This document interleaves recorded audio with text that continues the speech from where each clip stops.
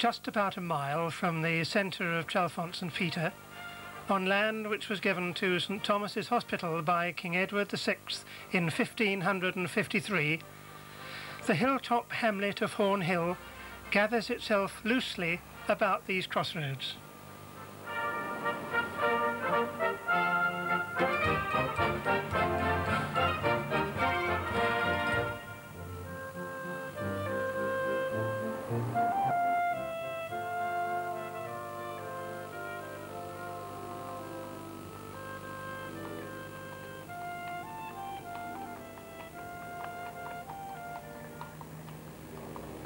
It is here, straddling Rickmansworth Lane, that you will find St Paul's Church and Horn Hill Village Hall.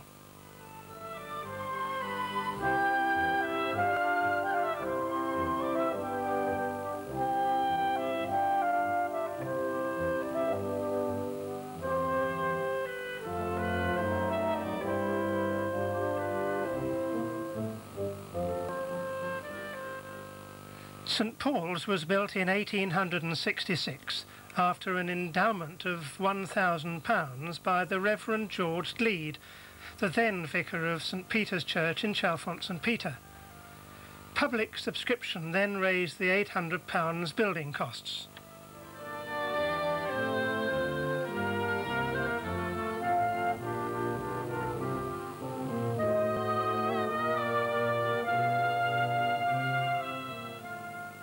Horn Hill Village Hall was built as part of a dream by Mr H.A. Harben, then chairman of the Prudential Assurance Society.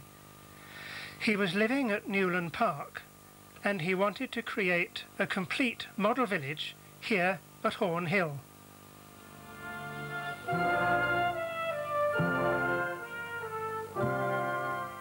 In 1908, 6 tenanted cottages standing on the corner of Rickmansworth Lane and Roberts Lane were condemned by Amersham District Council, and these were then bought by Mr Harben.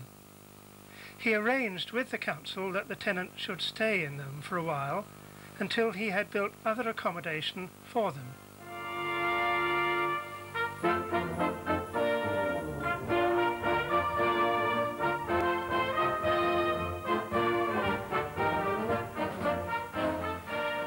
These are the cottages he built.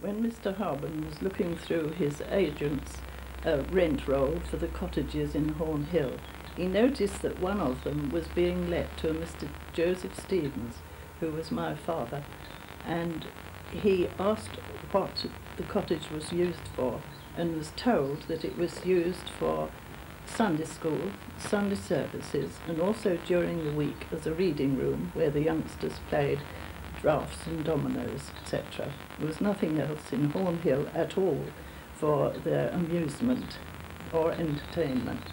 Mr Harben was impressed with this work of this young man and said that he would build a model village in Horn Hill, and that he would start with building a hall which could be used by the local people for all sorts of activities.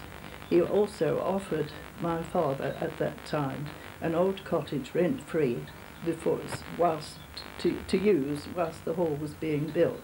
The first thing he did, therefore, was to build the 12 cottages up Roberts Lane in groups of 3 groups, and he rehoused the people who lived in these very tumbled-down cottages.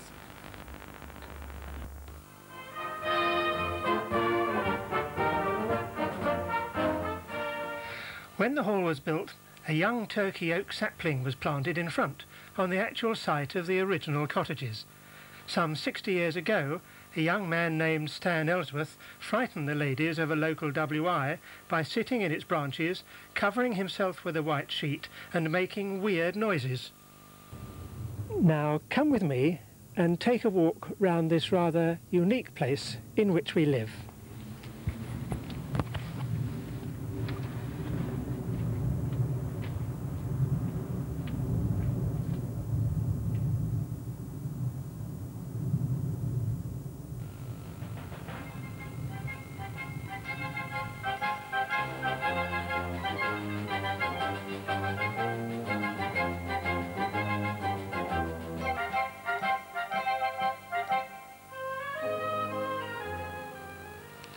Tubbs Farm cottages are probably the original farmhouse building.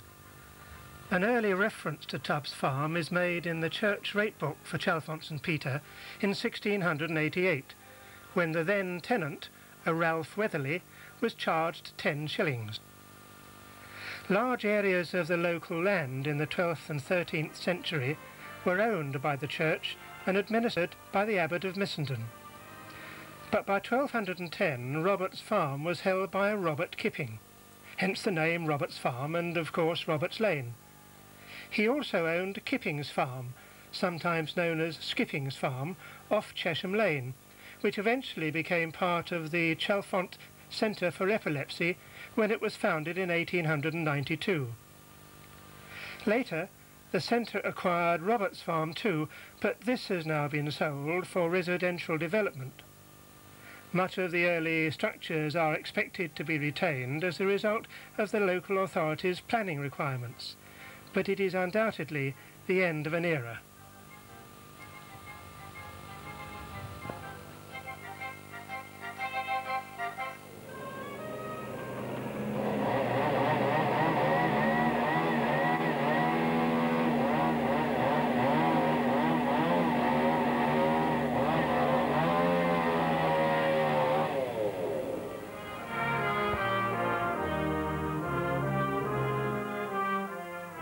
It is good to see that, so far at any rate, this little fellow is quite unperturbed by it all.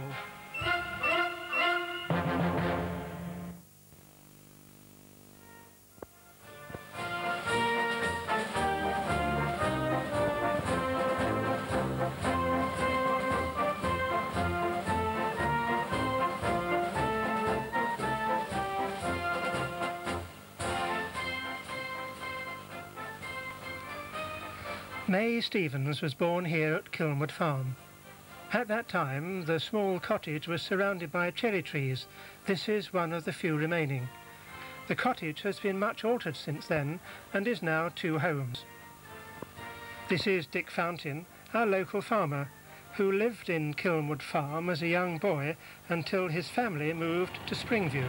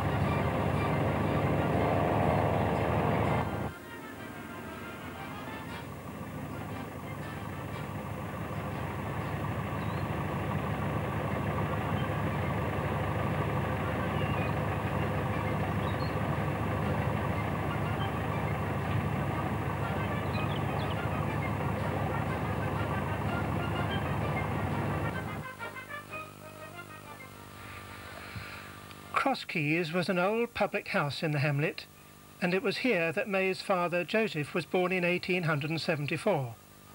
I hasten to add that it had stopped being a public house a long time before that.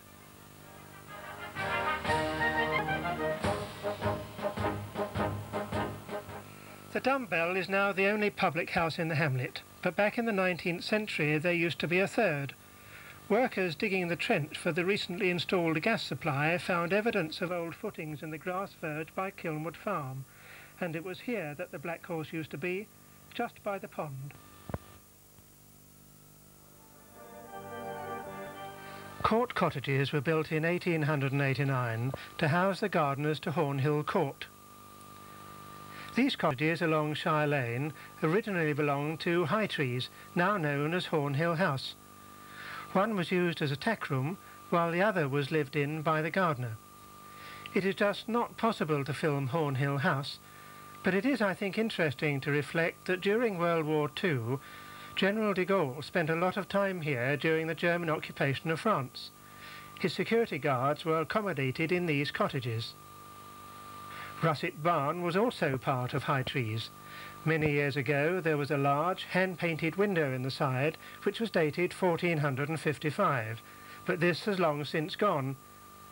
Before it became a residence, it was sometimes used as a private theatre and for local dances.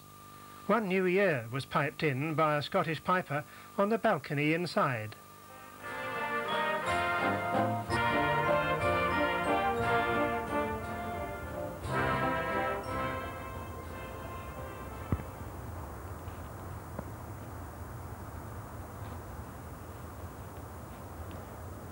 Here, behind this purposeful gateway, is Hill View.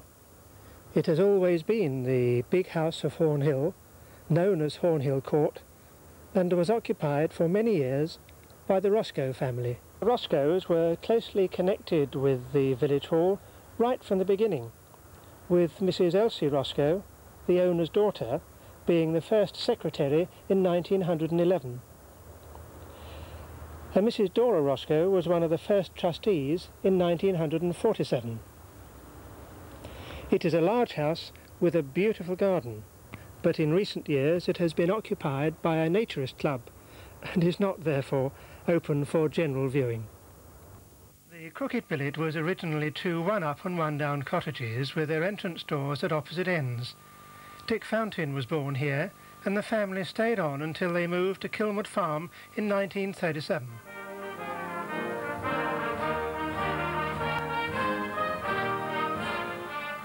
Brawlings farm has a strange history, for earlier this century it was owned by four spinster sisters, the Mrs. Instone. They split into two pairs following a dispute, and for many years never met or spoke. Both had homes in London, and they took it in turns to live at Brawlings, 2 weeks each at a time. So adamant were they that they should never meet, that on changeover day one pair would travel down from London to Gerrard's Cross, whilst the others would travel back to London from Rickmansworth. On that day all the ornaments and linen were changed so that the incoming pair would use their own things.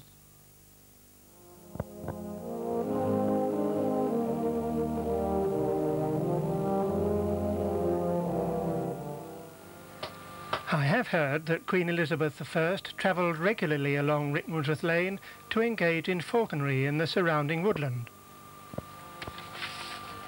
Liberty's Kiln is marked on very old maps close to the present site of St Paul's, and in Kiln Wood, which used to be much larger than it is now, evidence has been found of kiln firing.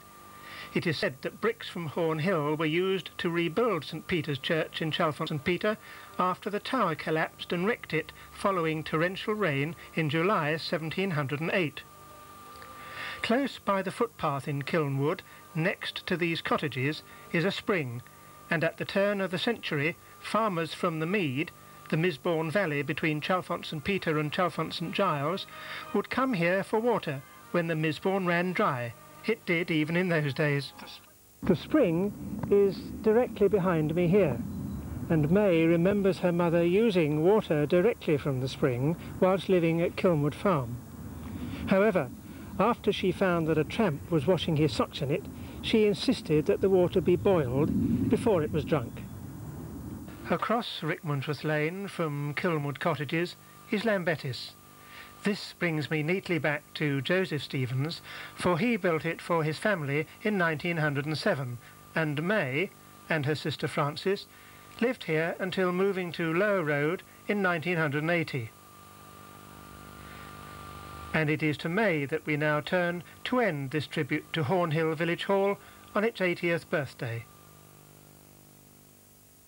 I think finally a lot of people over the years have asked why such a beautiful hall was built in a rural place like this, which seemed not to have any call for a hall such as this.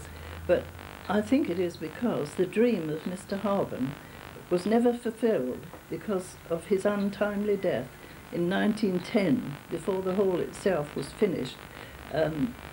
His son took over and was interested in the hall, but not to the same extent of wanting to build a model village. And of course the war coming along in 1914 put a stop to a great many things. And so, while people have commented on the hall and its beautiful wood panelling and all that sort of thing, that is really what has happened, that the dream was never fulfilled.